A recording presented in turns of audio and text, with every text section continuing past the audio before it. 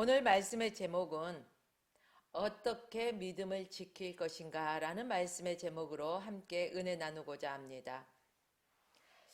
우리는 베드로 사도가 왜 오늘 본문의 말씀을 기록했는지를 먼저 살펴보아야 합니다. 이 서신을 기록한 목적은 베드로후서 1장 12절로 15절 말씀에 너무나 잘 기록되어 있습니다. 베드로 사도는 주님께서 말씀하신 바와 같이 자신의 생명이 끝나서 이 세상을 떠나게 될 것을 이미 알고 있었습니다.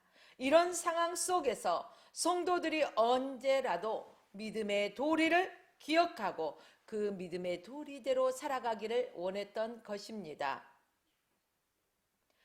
베드로 사도는 당시 교회 안에 들어온 거짓 교사들과 악한 자들, 이런 사람들의 있는 상황 속에서 어떻게 성도들이 이 거짓 교사들과 또 악한 자들을 대적하면서 이기고 나아갈지, 이 믿음을 지킬지, 주님 오시는 그날까지 주님의 재림을 기다리면서 그 믿음을 지킬 것인지에 대해서 분명하게 말해주고 있습니다.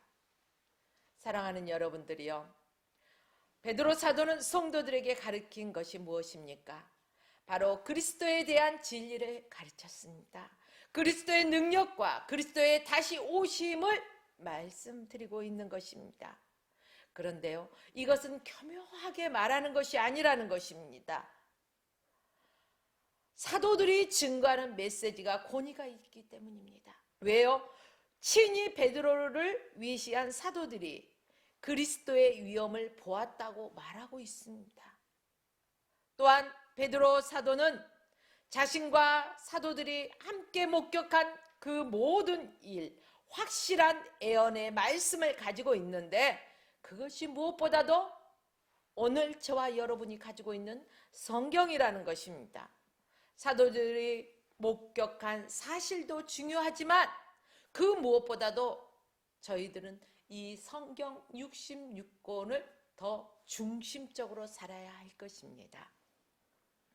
여러분들이요, 성경이 인간의 저자의 말이 아니라 하나님의 감동으로 쓰여진 권위 있는 하나님의 말씀이라는 것을 기억하십시오. 권위라는 것은 무엇입니까? 통치를 의미하는 관계적인 표현을 의미하고 있다는 것입니다. 생활의 전반에 대한 통치의 수단, 우리 생활의 전반적인 통치의 수단이 바로 성경 66권이 중심이 되어야 된다는 것입니다. 성경을 최고의 권위에 두고 하나님의 말씀, 즉 우리의 모든 삶의 생활의 영역 속에서 하나님 말씀 중심적인 삶을 저와 여러분들이 살아가야 한다는 것입니다. 오늘 본문 말씀을 보면요, 베드로 사도는 성도들에게 말씀을 마음에 새길 것을 부탁하고 있습니다. 오늘 이 시간도 하나님의 말씀을 듣습니다. 그러나 어떤 사람들은 한 귀로 듣고 한 귀로 흘러버릴 것입니다. 그러나 어떤 사람들은 그 말씀을 아멘으로 화답하면서 마음에 새기고 또한 나의 레마의 말씀으로 받을 것입니다. 여러분들이요, 12절 말씀해 보니까요, 이러므로 너희가 이것을 알고 이미 있는 진리에 섰으나 내가 항상 너희로 생각나게 하려 하노라 하신 말씀을 보면 우리는 당시 성도들의 신앙적 자세를 알 수가 있습니다. 이미 믿음 안에 있는 성도들이라는 것입니다. 믿음과 상관없는 사람들이 아니라 오늘로 말하자면 교회 안에서 믿음 생활 잘하고 있는 성도들을 의미하고 있습니다. 사도들이 이런 진리의 말씀을 선포할 때 그들은 이미 잘 알고 있다는 것입니다. 그러나 그 진리를 항상 생각이 나고 항상 내 마음에 새겨져 있어야 된다는 것입니다. 내 마음에 없는 것이 생각이 날까요? 내 마음에 있는 것들이 생각이 난다는 것입니다. 그러므로 저와 여러분들은 항상 하나님의 말씀을 저의 마음속에, 우리의 마음속에 두어야 된다는 것입니다. 우리는 여기서 영적인 그리스도의 삶의 자세를 발견해야 된다는 것입니다. 바로 예수님의 제자들이 말씀하신 것처럼 예수님을 믿는 사람이라면 언제나 진리를 붙들고 사는 사람이 되어야 된다는 것입니다. 만약에 진리를 붙들고 있지 않는다면 영적인 우리의 삶이 사단은 시시탐탐 틈을 타서 우리의 삶에 구멍을 낸다는 것입니다. 도적같이 시시탐탐 노린다는 것입니다. 그러므로 저와 여러분들이 영적인 삶을 살아야 되고 영적으로 늘 깨어 있어야 된다는 것입니다. 누구누구를 바라보고 말하는 것이 아니라 먼저 나의 믿음을 지키는 것이 우선이라는 사실입니다. 먼저 내가 성경 말씀을 중심적으로 하나님의 말씀의 권위 앞에서 내가 살아가야 할 것입니다. 또 고린도후서 13장 5절 말씀에 보면은요, 너희가 마음에 있는가, 너희가 믿음에 있는가, 너희 자신을 시험하고 너희 자신을 확증하라. 항상 내가 믿음 안에 살고 있는지 내 자신을 살펴보고 그것을 확인해야 된다는 사실입니다. 우리는 우리 자신을요 너무 믿지 말아야 돼요. 인간의 마음은 얼마나 간사한지 몰라요. 금방 이랬다 저랬다 변하고 요동하는 게 인간의 마음입니다. 그 요동하는 마음 속에 우리가 진리의 말씀을 붙들고 살기란 쉽지는 않습니다. 그렇기 때문에 순간순간 시시분분초초마다 하나님의 말씀으로 내 자신을 비추어 보아야 되고 그 말씀으로 내 자신이 정말로 말씀의 권위 앞에서 바르게 살아가고 있는가, 오늘 또 내가 코람되어 하나님 앞에서 바로 서 있는가, 항상 우리는 말씀으로 우리 자신을 확증해야 할 것입니다. 또한 나의 행동, 나의 말하는 모든 것이 나의 믿음의 행동으로 나타나고 있는가? 우리 자신을 비춰보고 여러분들이요 오직 주의 영광을 위해서 한 사람이 이 시대에 사명감에 불타 올라야 된다는 것입니다. 우리 한 사람 한 사람이 사명감에 불타오를 때 가정이 회복됩니다. 또한 교회가 회복됩니다. 또한 나라가 회복됩니다. 여러분들이요 하나님이 우리 각자에게 맡겨주신 달란트를 주셨고 또 사명감을 주셨습니다. 그런데 세대가 악한 세대에 우리가 바쁘게 살아가다 보면은요 잃어버리기 쉽습니다. 오늘 다시금 우리가 사명을 생각하고 하나님께서 나에게 이러한 사명을 주셨는데라고 다시금 우리가 우리 자신을 되돌아보고 결단하는 순간이 되어지기를 원합니다. 사랑하는 여러분, 우리의 마음이 무엇을 의지하고 있습니까? 또 우리의 마음은 무엇을 붙들고 살기를 원합니까? 글쓰기를 좋아하는 사람은요 맨날 마음이 어디가 있어요? 글 쓰는 데가 있어요. 그래서 길을 갈 때도요 시상이 확 떠오릅니다. 그래서 그런 사람은요 마음이 글로 뺏겨 있기 때문에요 작가가 되어 있습니다. 또 어때요? 가르치기를 좋아하는 사람들 있지 않습니까? 이런 사람은 교사나 교수로 가르치는 직업을 가지고 있을 것입니다. 또 학문에 붙잡힌 사람은요 학자가 되어 있겠죠. 예술가, 참 예술 활동을 좋아하는 사람들은요 예술가가 되어 있다는 것입니다. 여러분, 그는 지식이 많지만 지식과 경험을 논하지 않았다는 것입니다. 오직 복음에 붙잡혔다는 것입니다. 사도들의 삶이 이랬어요. 그렇다면 저와 여러분도 예수 그리스도를 믿는 하나님의 백성들입니다. 어떤 이는 교사로서, 어떤 이는 권사로서, 장로로서, 또 전도사로서, 목사로서, 성도로서 각자에게 주신 것이 있습니다. 여러분들이요 우리는 무엇을 쫓아 살아가야 된다고요? 사명감에 하나님의 말씀을 중심적으로 복음 전하는 자로 살아가야 하는 것이 마땅한 본분이라는 사실입니다. 베드로 사도는요 모든 성도들에게 부탁합니다. 어떻게? 복음에 붙잡힌 바 되어 있으라고 부탁합니다. 사명감에 불타오르라고 부탁하고 있습니다. 오늘 저와 여러분도 복음에 붙잡힌 자가 되어야 된다는 것입니다. 사명감에 불타올라야 된다는 것입니다. 그래서 사명에 살고 죽는 자, 바로 저와 여러분의 삶이 이래야 된다는 것입니다. 이럴 때 교회가 교회되고 예배가 예배가 되고 하나님의 말씀의 권위가 회복이 되고 우리 본연의 신앙의 모습이 회복될 수 있다는 사실입니다. 주님은 지금 이 시간도요, 정말로 사명에 불타오르고 또 말씀을 붙잡고 살기를 원하는 자를 찾고 계신다는 사실을 기억하십시오.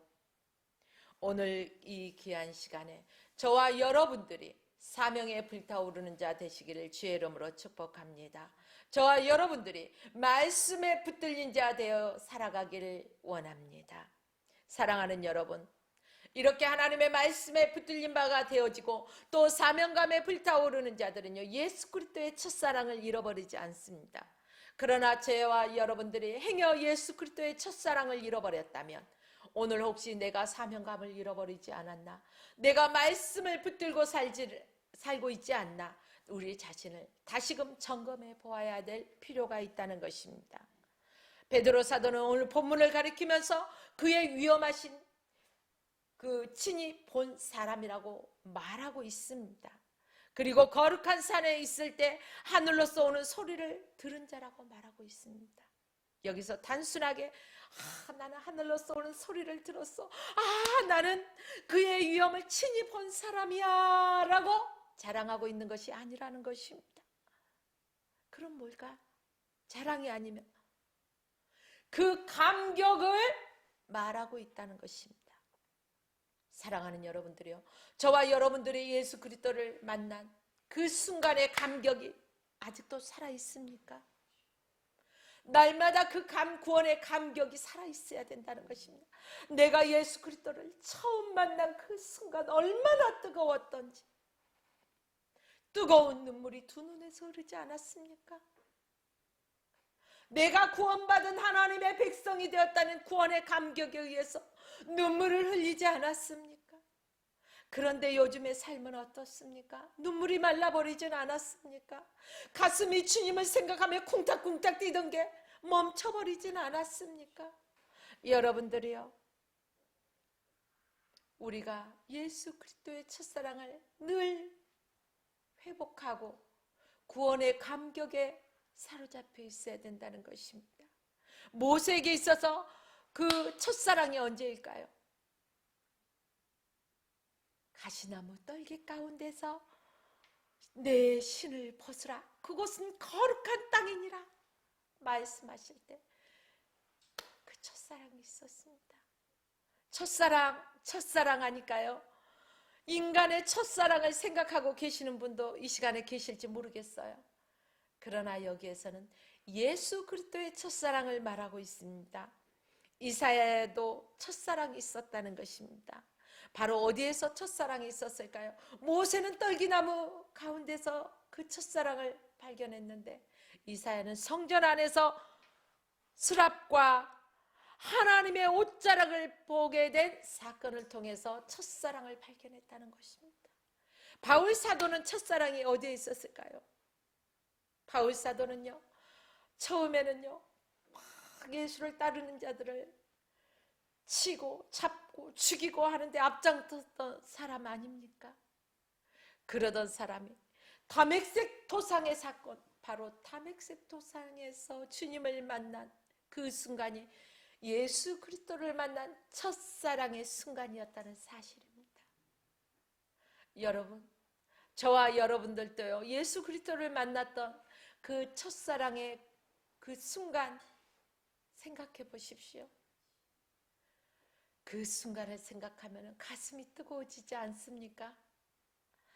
여러분, 예수 그리스도의 첫사랑을 가지고 있는 자, 회복한 자는요, 환난 가운데서도 능력을 공급받는 통로가 되어 있다는 사실을 기억하십시오. 왜? 늘 그 첫사랑 안에서 지금도 뜨겁게 주님을 사랑하기 때문에, 그 축복의 통로가 열려 있기 때문에 어떠한 환난 가운데서도 주님을 바라보고 주님만 의지하기 때문에 늘 승리할 수가 있다는 사실입니다. 사랑하는 여러분들이요, 우리가 영적으로 깨어있어 주님의 은혜를 늘 경험하면서 말씀에 붙잡혀서 늘 구원의 감격 속에서 생명의 삶을 살아가야 된다는 것입니다. 생명 없는 자가 생명을 줄 수는 없습니다. 우리는 하나님의 그 구원받은 백성으로서 생명 있는 자입니다. 그렇다면 우리가 늘 그 복음을 전하는 자가 되어야 된다는 것입니다. 베드로 사도는 본문 말씀을 통해서 성도들에게 예수 그리스도의 재회, 다시 만날, 주님 다시 오실 때까지, 맞아요, 주님 다시 오시는 그날까지 저희는 결코 부끄러움이 없는 그런 삶을 살아가야 된다는 것입니다. 당당하게 살아가야 된다는 것입니다. 그러나 죄가 완연한 시대에 우리가 죄악과 벗삼아서 살아간다면 부끄러운 삶을 살아갈 수밖에 없습니다.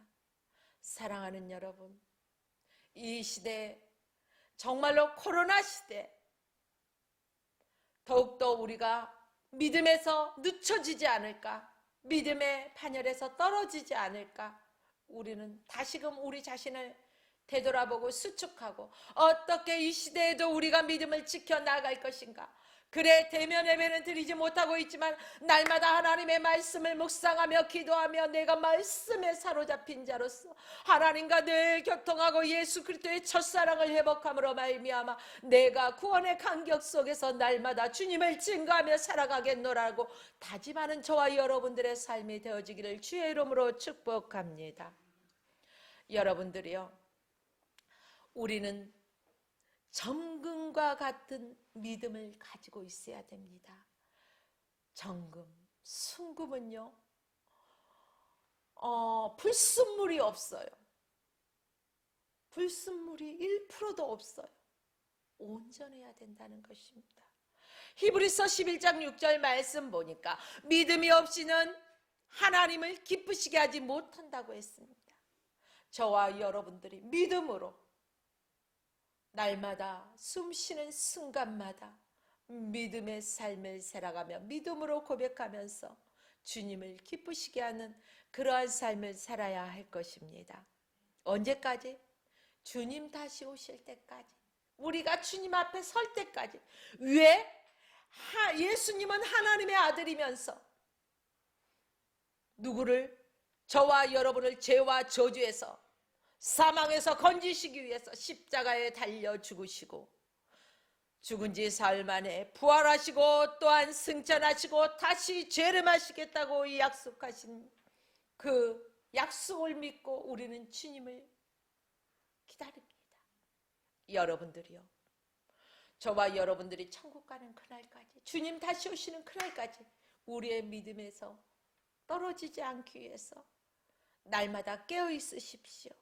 또 베드로전서 1장 7절 말씀해 보면요, 너희 믿음의 시련이 불로 연단하여도 없어질 금보다 더 귀하여 예수 그리스도에 나타나실 때까지 칭찬과 영광과 존귀를 얻게 하려 함이니라.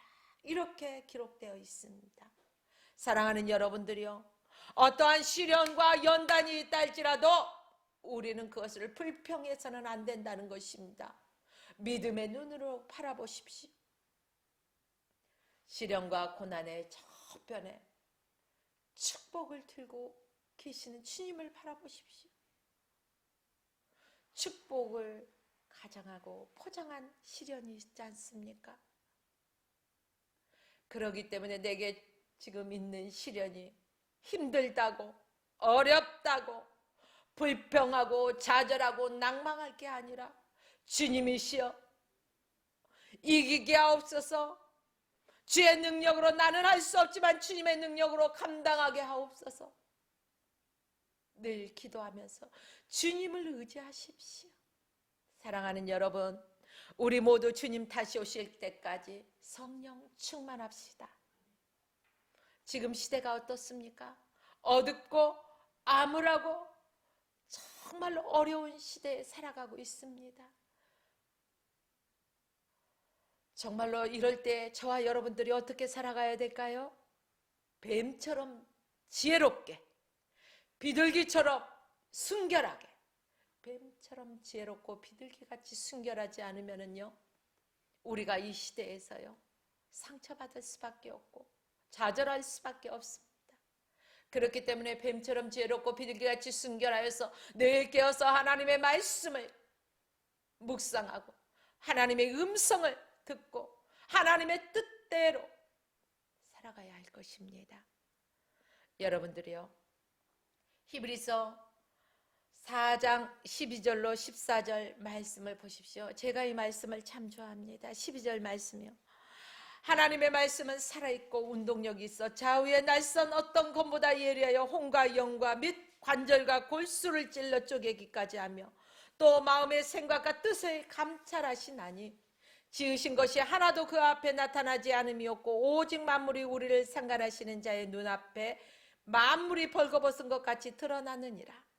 그러므로 우리에게 큰 대제사장이 있으니 승천하신 자 곧 하나님의 아들 예수시라. 우리가 믿는 도리를 굳게 잡을지어다. 아멘. 맞습니다. 하나님의 말씀은 살아있습니다. 운동력이 있습니다. 또한 좌우의 어떤 날쌘 검보다 예리하여 우리의 혼과 영과 관절과 골수까지도 찔러 쪼갭니다. 성령 하나님이 우리의 모든 것들을 수술하시고 치료하십니다. 사랑하는 여러분들이요, 이 성경 66권이 어떤 그 신통한 능력이 있다는 것이 아닙니다. 다만 그 말씀이 우리에게 주신 하나님이 함께 할 때 그 능력이 나타나고 이 말씀이 운동력이 있어서 우리의 혼과 영과 골수까지 쪼갠다고 하셨습니다. 사랑하는 여러분들이요, 그러므로 항상 이 성경 66권의 말씀을 읽을 때요, 짠! 펴지는데 오늘은 여기 읽어야지. 자, 오늘은 여기네? 나에게 준 말씀인가 봐. 여기 읽어야지. 이게 아니라는 것입니다. 나는 이런 말씀을 좋아하니까 나는 이걸 읽어야 되겠어. 나는 시편만 좋아. 그 말씀을 보면 은혜가 돼. 난 시편을 읽어. 잠언을 읽으면요, 잠언 정말 지혜로워져. 그러니까 나 잠언만 읽을. 아니요. 물론 그 말씀도 당연히 읽어야 되죠. 그러나 창세기부터 요한계시록까지 하나님의 말씀을 우리는 먼저 읽기 전에 반드시 성령 하나님께 기도해야 됩니다. 왜? 이 말씀을 눈으로 보고 귀로 듣고 입으로 읽으면서 하나님의 뜻을 발견할 수 있게 해달라고, 성령 하나님 조명해달라고, 말씀 속에서 응답해달라고, 말씀을 읽다가 주의 음성을 듣고 말씀을 읽다가 주님의 뜻을 발견할 수 있게 해달라고 성령 하나님께 기도하면서 우리가 이 말씀을 읽어야 할 것입니다. 사랑하는 여러분들이요, 이 성경 말씀을 읽을 때 우리는 영적인 영양분을 공급받습니다. 우리 육체가요, 음식을 섭취하지 않으면 어떨까요? 아침 굶었는데 점심 건너뛰고 저녁은 그냥 안 먹어. 그 중간중간도 아무것도 안 먹어. 그러면 어떨까요? 우리 몸에 기력이 쇠해요. 그렇다 보면 영양실조가 오겠죠. 하나님의 말씀을 저희가 섭취하지 않는다면 우리가 영적인 영양실조에 걸릴 수밖에 없습니다. 하나님의 말씀으로 인해서 우리가 영적으로 늘 영양을 공급받아야 된다는 사실입니다. 여러분들이요, 그런데 우리가 성경 말씀을 읽을 때 주의해야 될 게 있다는 것입니다. 아니, 성경 말씀 읽으면 되지 뭘 또 주의하라는 거야. 뭘 주의해야 될까요? 인간의 지혜로만 깨닫고자 해서는 안 된다는 것입니다. 성경은요, 인간의 지혜로 깨달을 수가 없습니다. 성령께 우리가 조명해달라고 그래서 기도해야 된다는 사실입니다. 또 성경은 개인적인 견해나 감정에 따라서 해석해도 안 된다는 것입니다. 성경은 사사로이 풀어서는 안 되는 것입니다. 성경은요, 또 자신의 목적을 달성하기 위한 도구로서 그 말씀만 딱 따다가 인용해도 안 된다는 것입니다. 사랑하는 여러분들이요. 성경은요, 신구약, 우리가 말씀을 전할 때도 신구약에 비추어서요, 통일성, 신구약 통일성을 가지고 항상 말씀을 우리가 접해야 될 것입니다. 말씀을 읽어야 된다는 거예요. 여러분, 우리가 성경을 읽을 때 그래서 항상 성령님의 도우심을 힘입어야 됩니다. 그리고 두렵고 떨리는 마음으로, 주님을 경외하는 마음으로 늘 겸손하게 성경 말씀을 읽으면서 하나님의 지혜를 구하십시오. 지혜는 하나님께서 주십니다. 위로부터 공급되어집니다. 그 받은 지혜대로 우리가 살아갈 수가 있다는 사실입니다.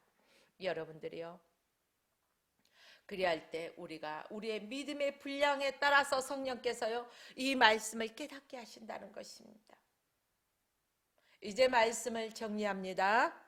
우리 자신 스스로가 말씀에 비추어 보고 내가 정말로 믿음 안에서 살고 있는지 살피면서 하나님의 말씀을 묵상하고 주님을 생각하면서 주님 다시 오실 때까지 점금과 같은 순수한 아주 그러한 믿음을 우리 각자에게 하나님이 주신 그 믿음으로 우리가 그 믿음을 지키면서 또 우리에게 각자에게 주신 사명을 감당하면서 하나님의 자녀답게 늘 기쁨으로 감사함으로 주님을 찬양하면서 하나님을 경배하면서 하나님께 영광 올려드리는 삶을 살아가시기를 주님의 이름으로 축복하며 오늘 말씀을 마칩니다. 화평방송 구독, 좋아요 부탁드립니다. 감사합니다.